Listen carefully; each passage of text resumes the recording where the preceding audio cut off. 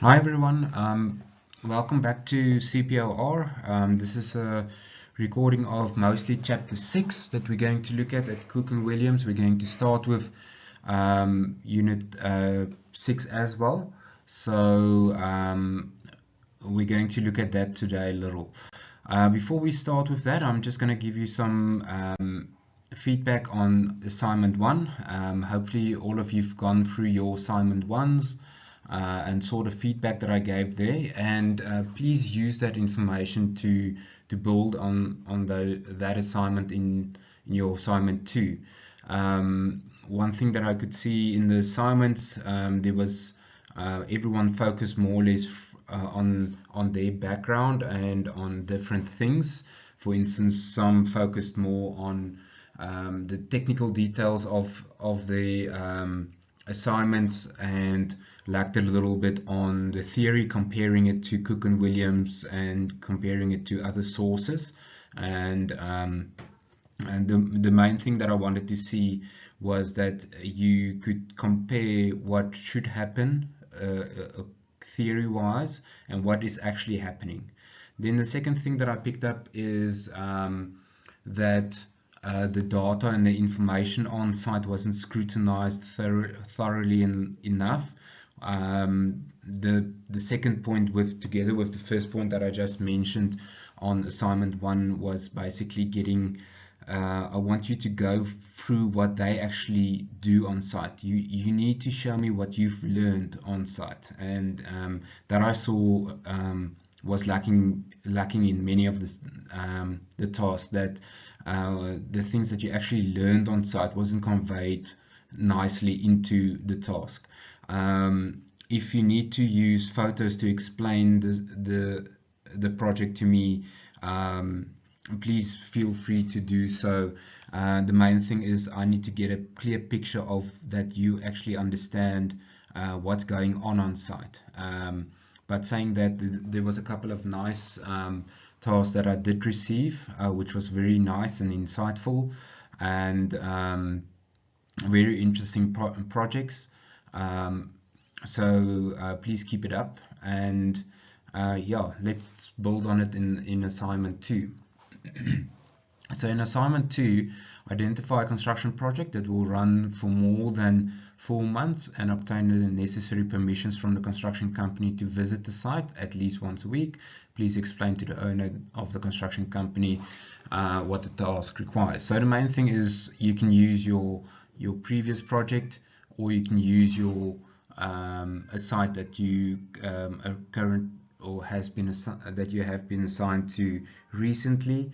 But it's always easier just to use the old project because you've got some information available already. So it's up to you which site you're going to use.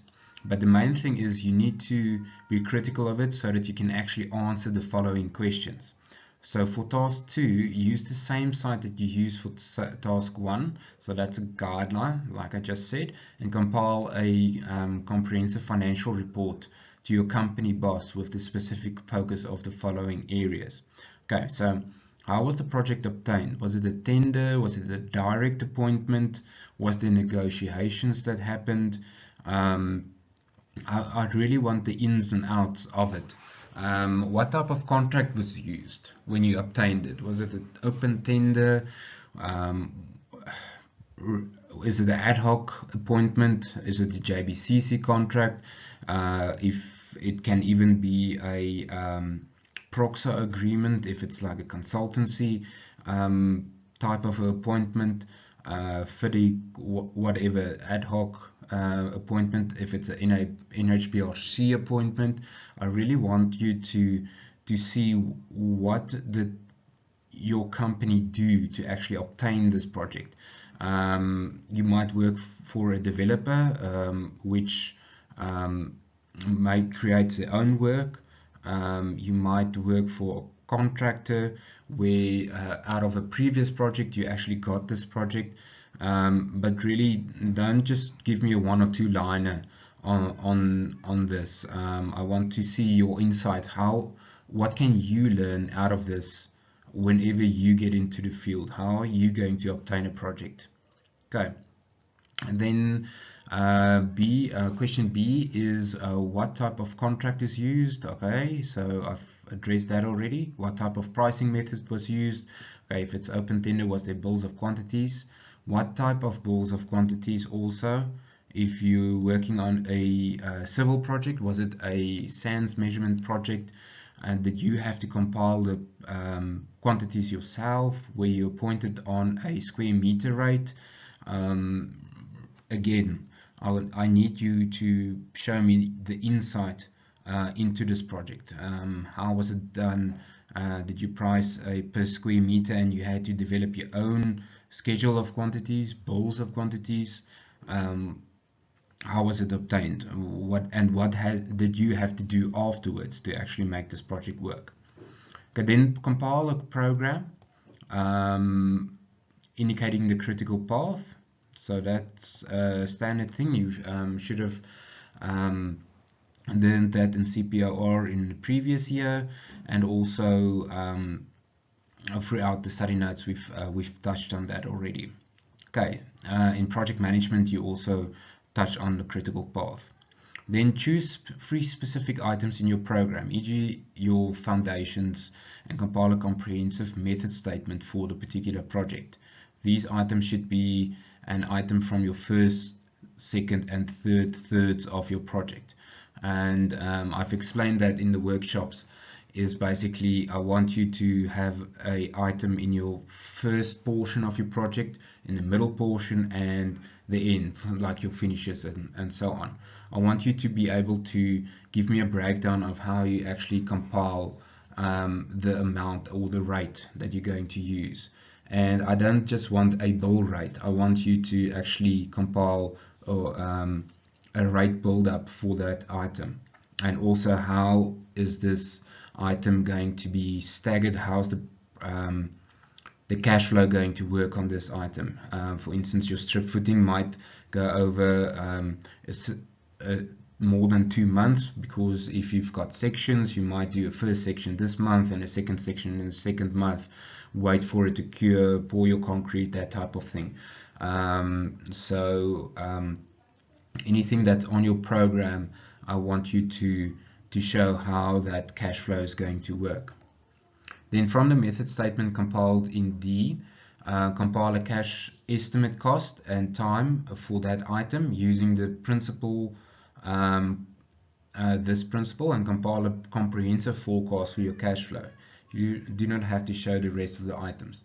So you're showing me 3 specific items in detail how you worked out the projected cash flow, and now you're going to apply that to all your other items. So you're going to compile a comprehensive cash flow for the entire project. Okay.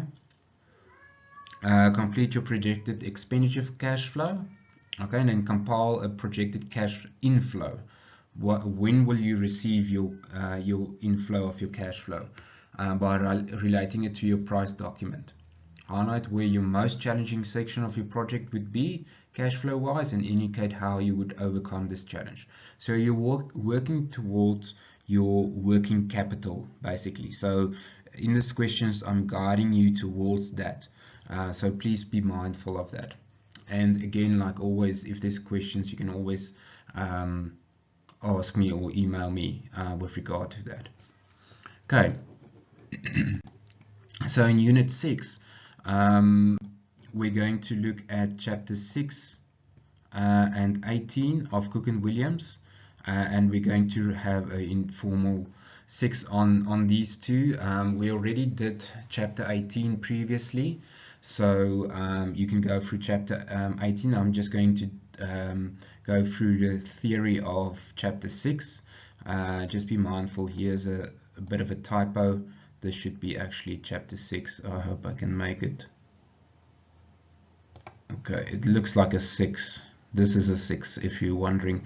So just go through that. So what we're going to look at in this unit, we're going to look at the supply chain integration, lean construction, fast track construction, subcontractors, types of contractors and types of subcontractors, the management of and procurement thereof, and work package deals. forms of contract, and the construction industry schemes.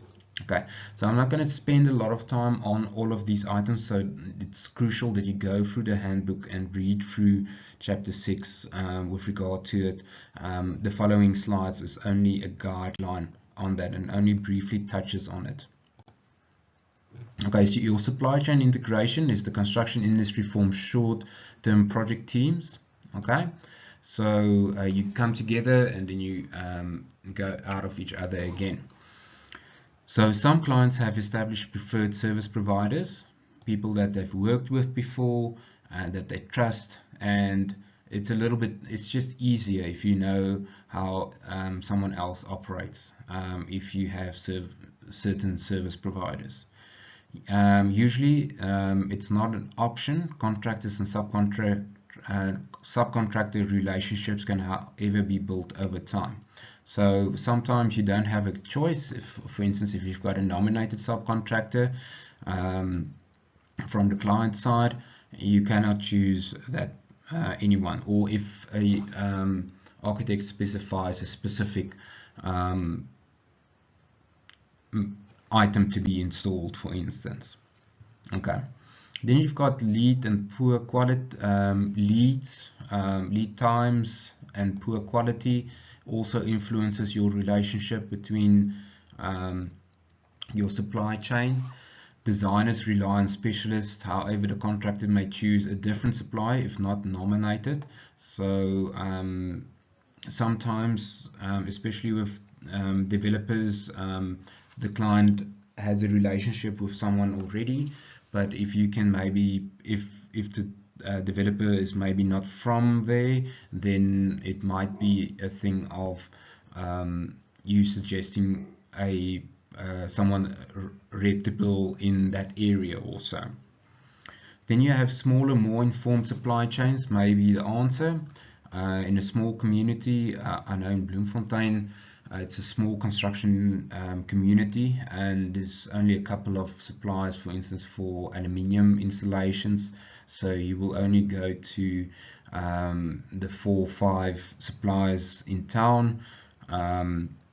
Main contractors, if you're looking for finishing, you would go to a certain contractor. If you're looking for a quick build, you would go to another contractor. If you're looking for price, you might go to another contractor. So it really depends on your area that you're working in, who you will invite to tenders and so on. Okay, from the top, firms adopt the following: fewer and better clients. Okay, so what some larger firms try and do is they try and establish a long-term relationship and work with certain clients that can actually fulfill their needs, and then they try, rather than doing bulk attempts of getting work, they rather do their work or less work but more a bit of a better quality. So they build up a relationship like that with their clients. Fewer and better suppliers and subcontractors.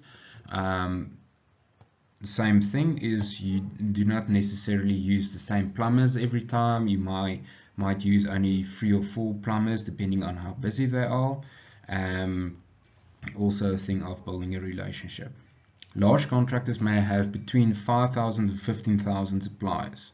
So let that sink in a little. If you need to manage 15,000 suppliers, different suppliers, keep track of them, how was their previous work, did they supply the material on time, how was the price, and so on. So it can become quite difficult to keep track of it. Then another thing to remember is consider having a source, having to source new suppliers every time you go out on tender. So that's another thing that you can think about. If you build up a relationship with your suppliers, and now suddenly you have to go out and get new suppliers each time, you have to reinvent the wheel again, build up a new relationship again. So it is a bit counterproductive if you go out or get in new suppliers each time, even if it's cheaper maybe, but obviously it depends on how much time you have. Okay, so lean construction is a concept developed by the Toyota production system, and we're going to look at that. It's mainly focused on eliminating the waste from the production cycle and it adds value to the supply chain. It's a thing of just in time production, not having too much material on site. It's delivered usually a day or two before it's actually installed, and thus you do not have to have a big site to store all the material. You also do not have to pay for storage containers and so on for prolonged periods. It also means that the risk is also transferred to the supplier and the transport thereof. Obviously, it's not always that practical, especially if you've got lead times from different suppliers and you do not know whether they're going to have enough stock within a month or two. It might be a challenge to order or to manage this. One way of overcoming this is to order material that it sits in their storerooms and that they only deliver it the day or two before the time. But it also, another risk is whether you are on time to actually install the items. Okay, so rethinking construction describes the Toyota production system. So the main focus of this is they could eliminate non-value activities like moving around material from one side of the site to the next side, cleaning it, keeping it nice and clean, and it actually they could save about 90% of all of these activities. Then removal of waste from all activities. Establishment of relationship with the members of the supply chain was key to making this a success. Removal of delays in design and production. Okay, and then lean thinking, for instance, off-site manufacturing, pre-manufacturing, pre-assembly and supply chain integration, etc., is all items that works towards lean construction. Okay, so please go through this section in your handbook for more information on this. So fast-track construction, today many clients require fast-track construction because many clients, whenever the money is approved, they want to try and make up their money as quickly as possible, because otherwise they have to pay the bond costs and etc. etc. Or if it's public enterprises, then that money should be spent between a certain financial year or so. That's why fast tracking is sometimes so important. Okay, so you have a demand procurement method which overlaps design, tendering, and construction have to emerge, or merged.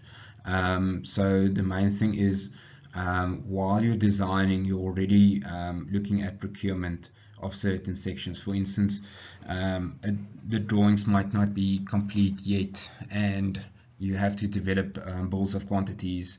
I've had to do that quite a bit, where you have to draw up a bills of quantities. It becomes provisional because the designs isn't done, and during the appointment of the contractor, the designs is only finalized. Okay, but also fast-track construction by using innovative procurement methods, industrialization of the construction process and work packages contracts can also be used. So you can use all of these innovative methods. What we've done on certain projects is we actually in the tender document, we moved some of the design responsibilities towards the contractor. For instance, if it's a big mechanical installation, the mechanical supplier and installer actually does the design and the installation of the works, which so you've got work packages like that you just manage. So the advantages are overlapping of work packages with both in the design and the construction, less duplication, effort and waste, less uncertainty and inefficiency, innovative construction is used, incorporating new technologies, more emphasis on standardization, modularization, etc. So for instance, you would probably learn from previous projects and you saw what worked, and then that is applied on a new project, leaving a certain amount of flexibility for the design to be tweaked for whenever it actually comes to that part of the project. Then fast track construction continued is high standards of planning is needed, organization and control is needed. Obviously with this type of projects, things has to be planned beforehand, and everything has to be right the first time. Unfortunately, with this type of construction, as soon as you've made a mistake, it has a ripple effect on other following items. Characteristics of open and honest dealings to improve buildability: involve first tier suppliers early on. Reduction in lead times through pre-orders is very important.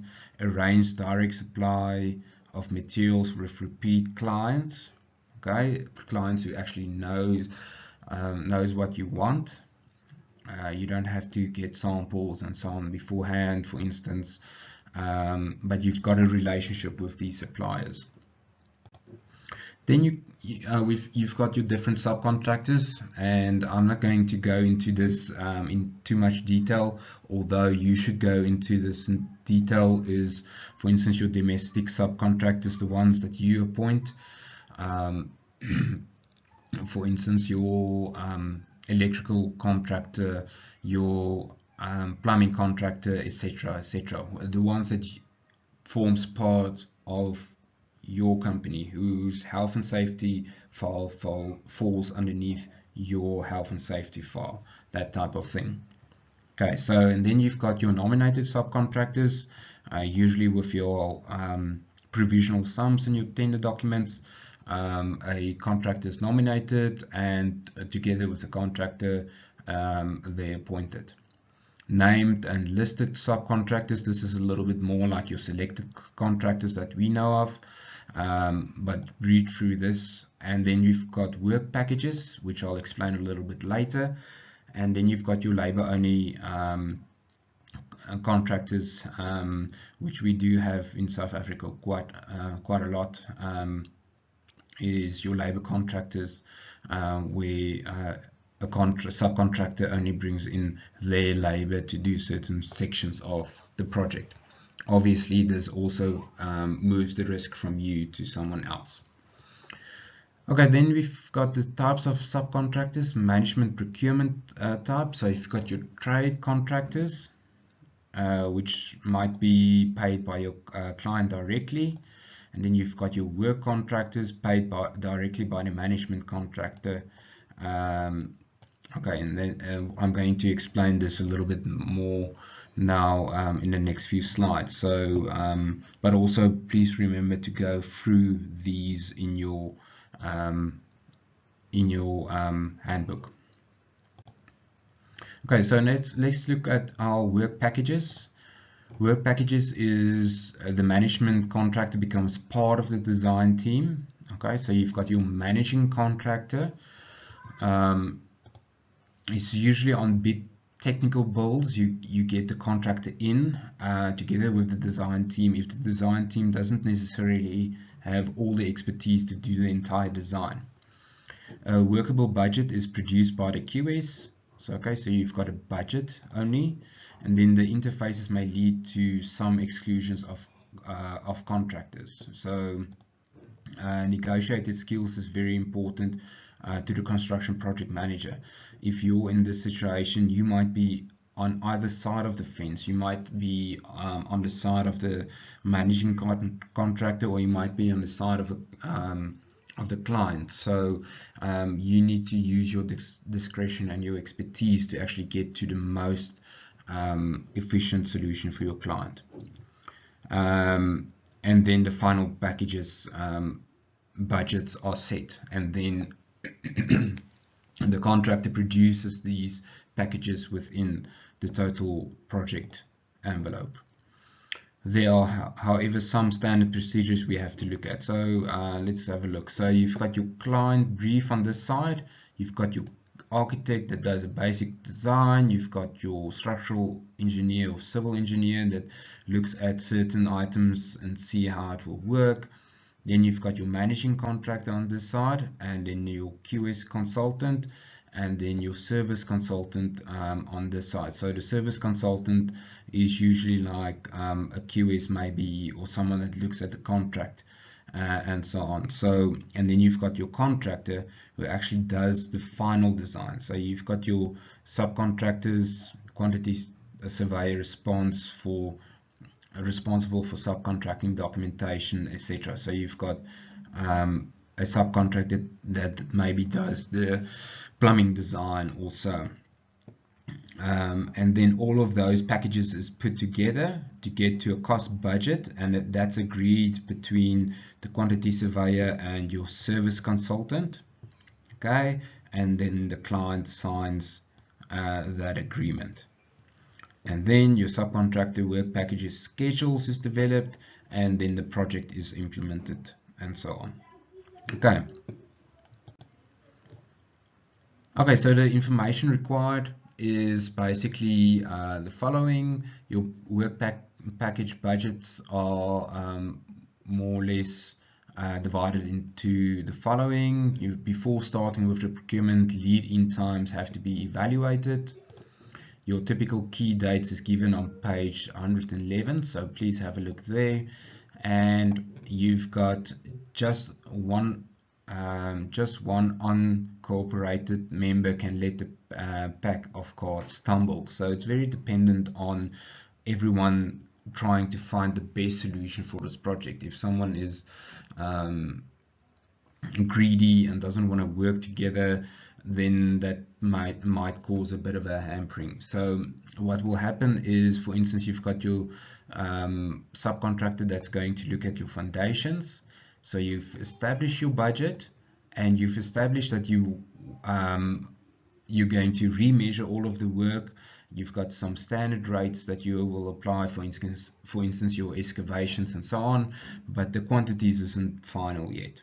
So during the actual work, you measure your actual quantities and you try and show a saving there. Okay, same with your drainage, car parks. Here they actually measure it a little bit more, and you get to your a little bit extra spent here. So very important, everyone has to play open cards whenever they do work on projects like this. So it's a very key factor. Okay, so this just shows you a very simple way of how it's done. Your normal projects might work like this also. If you've got remeasurement or provisional bills, it will work in a similar way than this.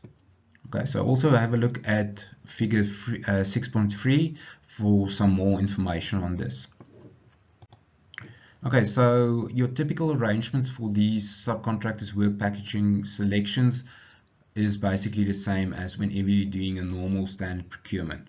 You select your subcontractors, you list your 6 subcontractors, you question your 6 subcontractors, you do a financial check, visit some current projects, interview 4 subcontractors, you issue tender documentation to 4 subcontractors, the tenders are checked, interview the 2 lowest ones, see if they're going to play ball or not, and then appoint a subcontractor in agreement with the team. So very simple. It's a bit of a negotiation type of shortlist method that's used. So this is more or less how work packages work whenever you're doing your procurement. Okay, so that's more or less it for chapter 6. Like I said, if there's any questions, please do not hesitate to contact me.